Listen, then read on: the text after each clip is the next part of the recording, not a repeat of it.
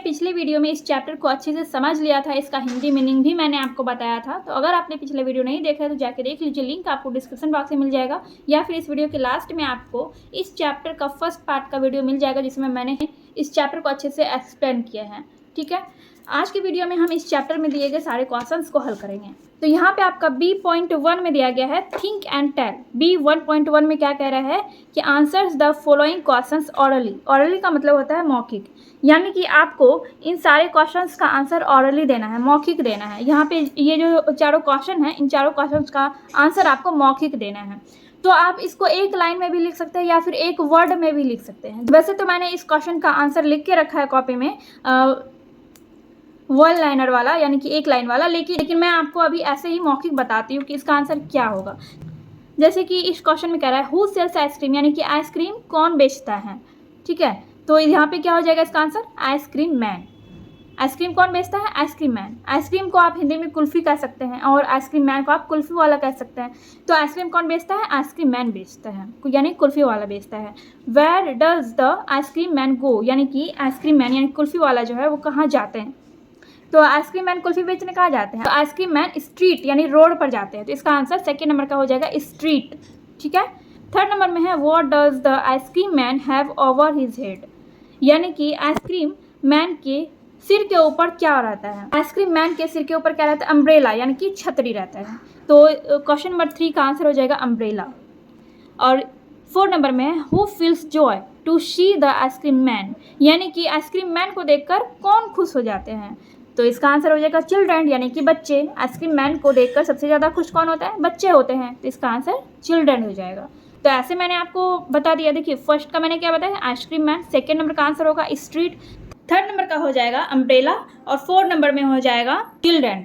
ठीक है, तो इस तरह से मैंने आपको मौखिक बता दिया कि अगर आप एग्जाम में वन लाइनर वाला आंसर नहीं लिख सकते तो आप वन वर्ड वाला भी लिख सकते हैं, यानी कि आप इस क्वेश्चन का आंसर एक वर्ड में भी दे सकते हैं, जैसे कि मैंने अभी आपको बताया। या फिर अगर आपको आंसर याद हो जाएंगे तो आप इस तरह से लिख सकते हैं वन लाइन में, जैसे कि हु सेल्स आइसक्रीम, यानी आइसक्रीम कौन बेचता है। तो मैंने इसका आंसर लिखा है the ice cream man sells ice cream, यानी कि आइसक्रीम मैन आइसक्रीम बेचते हैं।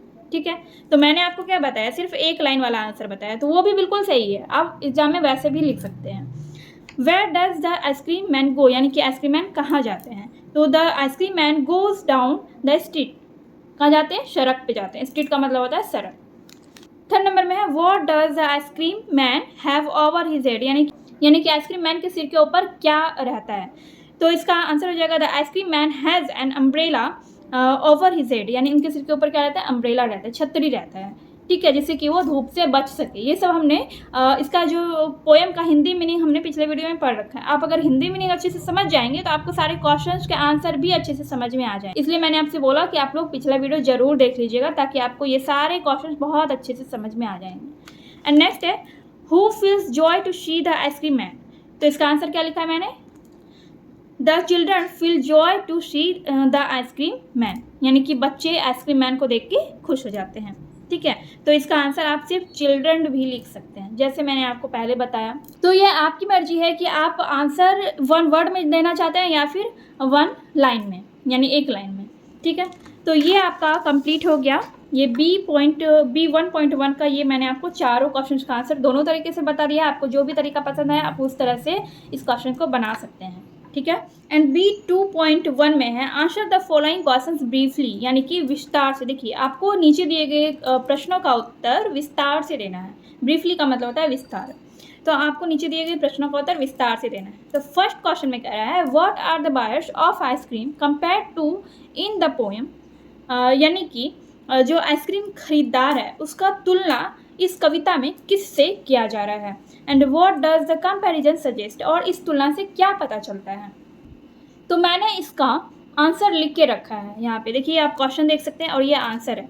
तो इसका आंसर मैंने लिखा है the buyers of ice cream are compared to the honey bees in the poem, यानी कि इस कविता में जो आइसक्रीम की खरीदारी करने वाले, देखिए इस कविता में आइसक्रीम कौन खरीद रहा है, बच्चे लोग खरीद रहे हैं। तो इस कविता में उन बच्चों की तुलना, यानी कि आइसक्रीम खरीदारों की तुलना मधुमक्खियों से की जा रही है। ठीक है, तो इस तुलना से क्या पता चलता है, तो इसके आगे है the comparison suggest that the children cluster around the ice cream the way बीज क्लस्टर अराउंड द beehive। यानी कि यहाँ पे मैन हो जाएगा, आइसक्रीम मैन, ठीक है। इस तुलना से ये पता चलता है कि बच्चे आइसक्रीम मैन के चारों तरफ मधुमक्खियों की तरह यानी हनी बीज की तरह वो घेरा बना के खड़े हो जाते हैं। जैसे कि आपने देखा होगा, ये बीहाइव का मतलब हो गया मधुमक्खी का छत्ता। तो जैसे मधुमक्खी के छत्ते में आपने देखा होगा कि बहुत सारी मधुमक्खी जो है छत्ते के चारों तरफ हमेशा घेरे रहते हैं, तो बच्चे भी उसी तरह आइसक्रीम मैन के काट के चारों तरफ घेरा बना के खड़े हो जाते हैं आइसक्रीम लेने के लिए, ठीक है। तो इससे यही पता चलता है, ठीक है। आई होप आपको ये क्वेश्चन क्लियर हो गया होगा। ये क्वेश्चन नंबर B2.1 का फर्स्ट क्वेश्चन था। तो इस कविता में आइसक्रीम खरीदार को हनी बीज यानी मधुमक्खी से तुलना किया जा रहा है, और इससे यही पता चलता है कि बच्चे जो हैं वो आइसक्रीम मैन के काट के चारों तरफ हनी बीज की तरह यानी मधुमक्खी की तरह चारों तरफ घेरा बना के वो खड़े हो जाते हैं। जैसे कि मधुमक्खी के छत्ते में सारे मधुमक्खी हमेशा घेरे रहते हैं, जैसे मधुमक्खी के छत्ते में सारे मधुमक्खी चारों तरफ से घेरे रहते हैं, ठीक है। क्वेश्चन नंबर सेकंड में कह रहा है कि beneath his round umbrella oh what a joyful site. ये जो लाइन है इसके बारे में क्वेश्चन है यहाँ पे, who says these words which expression suggest the attitude of the speaker. यानी कि ये जो वर्ड है ये किसने कहा है, वो इस लाइन के द्वारा, इस वाक्य के द्वारा वो क्या व्यक्त करना चाहते हैं। इसका आंसर हो जाएगा the poet is saying these words. यानी कि ये जो लाइन है, ये जो लाइन आपने पढ़ा, ये लाइन कवि ने कहा है, ये लाइन कवि ने कहा है। The following expression suggest the attitude of the speaker.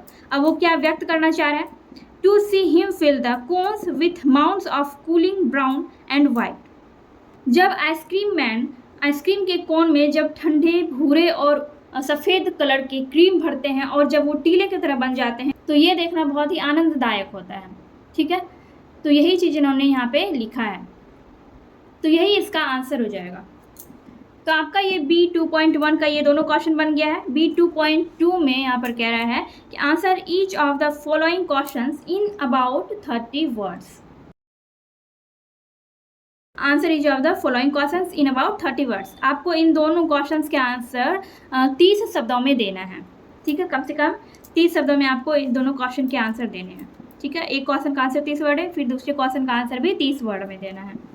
पहला क्वेश्चन है why do you feel joyful to see the ice cream man in summer, give reason. यानी कि आप आइसक्रीम मैन को यानी कुल्फी वाले को गर्मियों के दिनों में देख के आपको आनंद क्यों महसूस होता है, ठीक है। यानी आप जब आइसक्रीम मैन को यानी कि जब आप कुल्फी वाले को गर्मियों के दिनों में देखते हैं तो आपको आनंद महसूस क्यों होता है, यानी आपको क्यों अच्छा लगता है, इसका कारण दीजिए। तो इसका आंसर आप अपने अकॉर्डिंग से दे सकते हैं। तो इसका आंसर मैंने यहाँ पे लिखा है, it is very hot in the summer season so we want to eat something which keeps us cool from inside, that is why we feel happy seeing the ice cream man. तो इसका meaning हो जाएगा कि गर्मियों के मौसम में बहुत ज़्यादा गर्मी पड़ती है, गर्मी का जो सीजन रहता है, गर्मी का जो मौसम होता है उसमें बहुत ज़्यादा गर्मी होती है, इसलिए हम लोग कुछ ऐसा खाना चाहते हैं जो कि हमें अंदर से ठंडा रखे। Inside, from inside, keep us cool from inside, यानी कि हमें अंदर से ठंडा रखे। तो गर्मियों के मौसम में इतनी ज़्यादा गर्मी पड़ती है कि हम लोग कुछ ऐसा खाना चाहते हैं जिसे खाने से हमें अंदर से ठंडक मिले, जो हमें अंदर से ठंडा रखे। एंड दैट इज़ वाई, इसीलिए we feel happy seeing the ice cream man, इसीलिए हम लोग आइसक्रीम मैन यानी कुल्फ़ी वाले को देख के खुश हो जाते हैं, क्योंकि गर्मियों के मौसम में हमें आइसक्रीम खाना भी बहुत पसंद होता है। आइसक्रीम खाना या फिर कोल्ड ड्रिंक पीना, कुछ भी ऐसी ठंडी चीज़ खाना जो कि हमें भीतर से ठंडा रखे। तो इसीलिए हम गर्मियों के दिनों में जब आइसक्रीम मैन को देखते हैं तो खुश हो जाते हैं, खासकर बच्चे, ठीक है। और यहाँ पे बच्चों की ही बात हो रही है। तो ये हो गया आपका आंसर। B2.2 का फर्स्ट नंबर का आंसर मैंने आपको बताया। B2.2 में कहा है कि list different flavours of ice cream mentioned in the poem that the ice cream man sells, add some more to the list. आपको यहाँ पे लिस्ट बनाना है, आपको अलग अलग फ्लेवर के लिस्ट बनाना है जो कि इस पोएम में मेंशन है। मतलब कि इस कविता में जिस भी आइसक्रीम फ्लेवर का नाम दिया गया है उसका आपको लिस्ट बनाना है, और उसी लिस्ट में आपको कुछ और फ्लेवर के नाम भी ऐड करने हैं, ठीक है। देखिए इस कविता में आइसक्रीम मैन जिस फ्लेवर का आइसक्रीम बेच रहा था उस फ्लेवर का आपको लिस्ट बनाना है और उसी लिस्ट में आपको कुछ और फ्लेवर के नाम ऐड करने हैं। बस इतना सा ही क्वेश्चन है। इसका आंसर हो जाएगा different flavours of ice cream mentioned in the poem are vanilla, chocolate, strawberry. तो इस पोएम में यही सारा फ्लेवर दिया गया था, वैनिला, चॉकलेट, स्ट्रॉबेरी फ्लेवर। यहाँ पे आप देख भी सकते हैं वैनिला, चॉकलेट, स्ट्रॉबेरी, ये सब आइसक्रीम का ये फ्लेवर दिया गया इस पोएम में।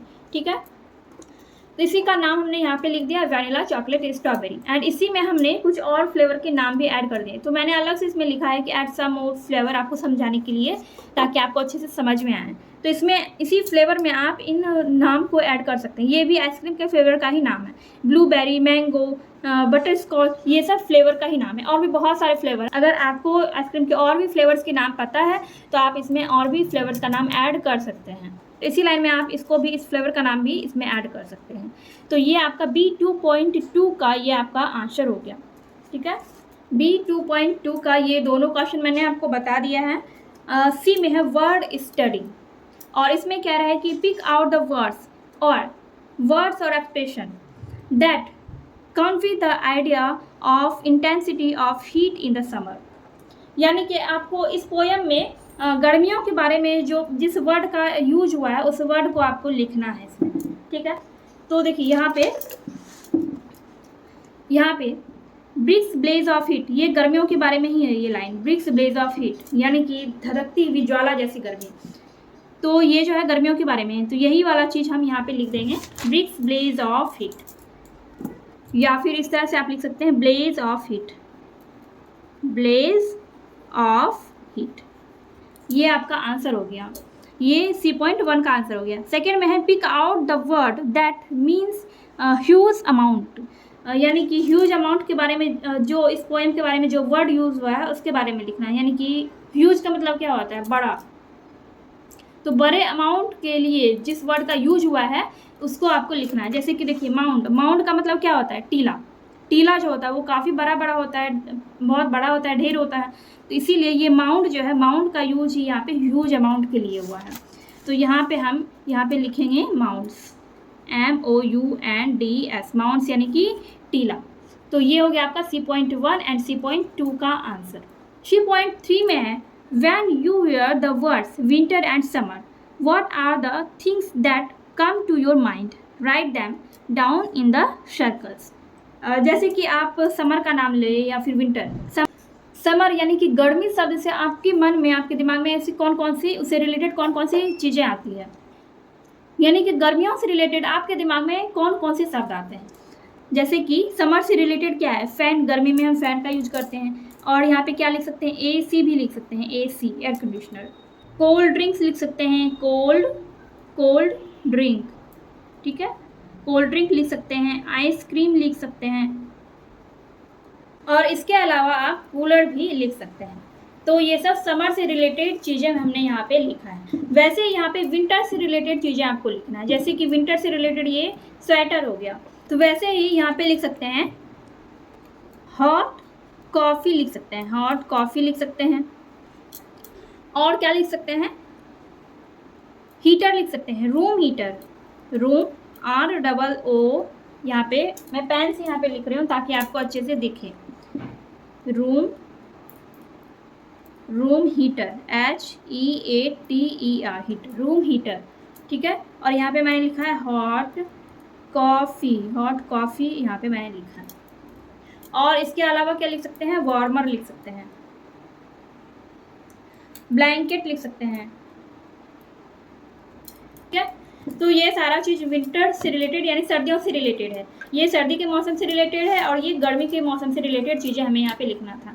ठीक है, तो ये C.3 आपका कंप्लीट हो गया। D.1 में है look at the following pairs of words. यहाँ पे दो वर्ड है, हीट, स्ट्रीट, शाइट, वाइट। यहाँ पे ऐसे वर्ड है, देखिए इसका जो साउंड है और इस वर्ड का जो साउंड है दोनों सेम है, हीट, स्ट्रीट। फिर इन दोनों का साउंड भी सेम है, साइट, वाइट, यानी कि इन दोनों शब्दों का जो उच्चारण है वो समान है, सिमिलर है।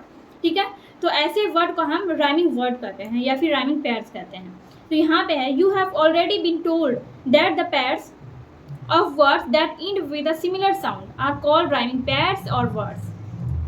यानी कि ऐसे जो सिमिलर साउंड वाले वर्ड होते हैं उसको हम राइमिंग पैर्स कहते हैं या फिर राइमिंग वर्ड कहते हैं। देखिए इन दोनों का साउंड सिमिलर है, जैसा कि मैंने आपको बताया। साइट वाइट, इसको हम साइट बोलेंगे, उसको वाइट बोलेंगे, दोनों का साउंड जो है वो सेम है, इसका भी साउंड सेम है। हीट स्ट्रीट, दोनों का साउंड सेम है।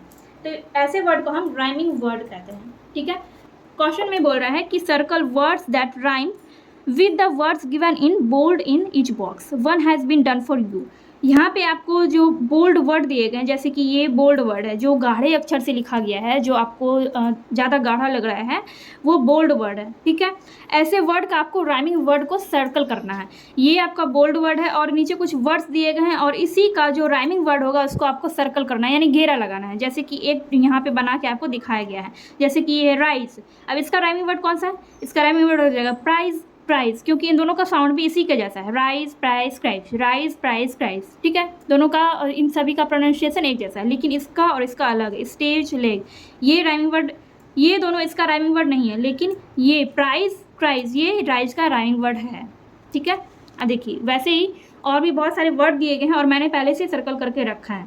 स्काई का राइमिंग वर्ड हो जाएगा fry dry, sky fry dry, sky fry dry, sky fry dry, तो ये इसका राइमिंग वर्ड है। टाइट का night right, tight night right. Late का रेट रेट फेट। ठीक है, फन रन सन, थम का शाम प्लम। चेंज का हो जाएगा ऑरेंज रेंज स्ट्रेंज। फ्लैश का क्लैश क्लैश। कंपोज का हो जाएगा सपोज अपोज। ये इसके राइमिंग वर्ड है, जो मैंने सर्कल कर रखा है बस वही ये बोल्ड वर्ड का राइमिंग वर्ड है। टाउट का हो जाएगा काउट बाउट, ये दोनों इसका राइमिंग वर्ड है। नेक्स्ट है सिमिली को हम हिंदी में उपमा कहते हैं।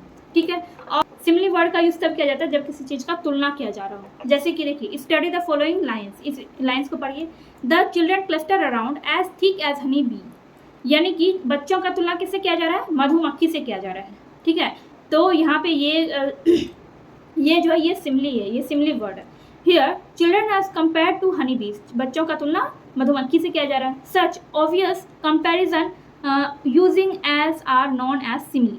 ठीक है, कोई भी जब सिमिली वर्ड होता है, सिमिली वर्ड के पहले एज लगा होता है, तो हम लोग जान जाते हैं कि ये सिमिली वर्ड है। ठीक है, कोई भी ऐसा कोई वर्ड हो जिसके पहले एज लगा हो, वो सिमिली वर्ड होगा, वो सिमिली वर्ड कहलाएगा। ठीक है, यहाँ पे look at some more example, जैसे कि एज वाइट एज स्नो, यानी कि बर्फ के जैसा सफ़ेद। एज रेड एज ब्लड, खून के जैसा लाल। एज हॉट एज फायर, आग के जैसा गर्म। Now complete the following similes by choosing appropriate words from the box. आपको यहाँ इस बॉक्स में कुछ सिमिली वर्ड दिए गए हैं और यहाँ पे कुछ सेंटेंसेज हैं और इन सभी सेंटेंस को आपको फिल करना है। इस बॉक्स से इसी बॉक्स से वर्ड लेके आपको इस सेंटेंस को फिल करना है। ये सारे सिमिली वर्ड हैं। ठीक है, देखिए, एज ब्लू एज स्काई, यानी कि आकाश के जैसा नीला। एज टॉल एज जिराफ के जैसा लंबा। एज ग्रीन एज ग्रास, यानी कि घास के जैसा हरा। एज ब्लैक एज कोयल, यानी कि कोयला के जैसा काला। एज फैट एज पिग, यानी सुअर के जैसा मोटा। एज हार्ड एज डायमंड, यानी हीरे के जैसा कड़ा या कठोर। एज ह्यूज एज एलिफेंट, यानी कि हाथी के जैसा विशाल। एज स्वीट एज हनी, यानी कि मध के जैसा मीठा। एज कूल एज आइस, यानी कि बर्फ के जैसा ठंडा। एज डम्ब एज स्टैचू, यानी कि मूर्ति के जैसा गूंगा, यानी मूर्ति कुछ नहीं बोलता है, मूर्ति हमेशा खड़ा रहता है, तो मूर्ति के जैसा गूंगा। एज ओल्ड एज बनियान, यानी बनियान के जैसा पुराना। बनियान एक वृक्ष का नाम है जिसको हम हिंदी में बरगद कहते हैं, बरगद का पेड़, उसी को बनियान ट्री कहते हैं। तो बनियान के जैसा पुराना। एज सॉफ्ट एज कॉटन, यानी कि रुई के जैसा मुलायम। तो यहाँ पे आपका ये D.2 सॉल्व हो गया है। मैंने आपको बता दिया ये सिमिली वर्ड क्या होता है। आई होप आपको समझ आ गया होगा। एंड इसके आगे यहाँ पे ज़्यादा कुछ नहीं है, यहाँ पे कुछ एक्टिविटीज़ वगैरह दिए गए हैं। तो यहीं तक आपका ये चैप्टर था और इधर आपके कुछ नहीं है, बस एक्टिविटीज़ वगैरह दिए गए हैं। तो ये चैप्टर आपका यहाँ पे कंप्लीट हो गया है। चैप्टर 4 आइसक्रीम मैन, ये चैप्टर मैंने आपको कंप्लीट करवा दिया है। इस पूरे चैप्टर को पढ़ के मैंने आपको इसका हिंदी मीनिंग बताया है, इसका इस पूरे चैप्टर को एक्सप्लेन किया है एंड साथ ही मैंने आपको इन चैप्टर का ये सारा क्वेश्चंस भी बता दिया है एंड आई होप आपको अच्छे से समझ में आ गया होगा। एंड ये वीडियो अगर आपको थोड़ी सी भी हेल्पफुल लगी हो तो प्लीज़ वीडियो को लाइक कीजिए, कमेंट कीजिए एंड अपने दोस्तों के साथ वीडियो को शेयर कीजिए।